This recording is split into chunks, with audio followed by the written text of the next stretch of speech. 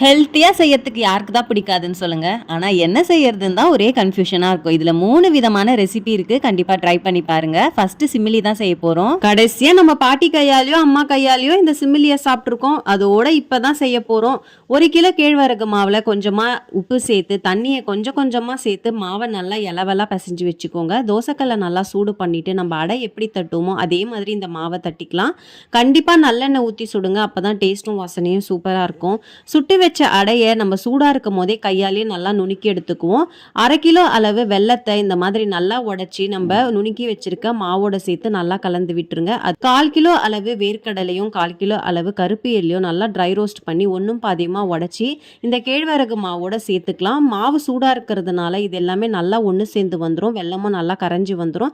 அப்படியே லட்டு ஷேப்ல நம்ம பிடிச்சி ஸ்டோர் பண்ணி வச்சுக்கலாம். கண்டிப்பா ஃப்ரிட்ஜில் ஸ்டோர் பண்ணுங்க. வெளியே வச்சா கண்டிப்பா கெட்டு போயிடும்.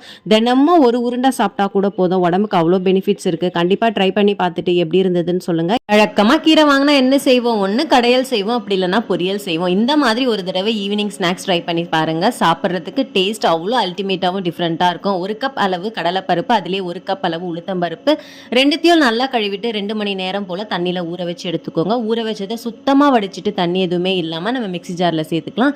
1 டேபிள் ஸ்பூன் அளவு சீரகம், 1 டேபிள் ஸ்பூன் அளவு சோம்பு, எந்தவித தண்ணியும் இல்லாமல் இந்த மாதிரி அரைச்சிக்கோங்க.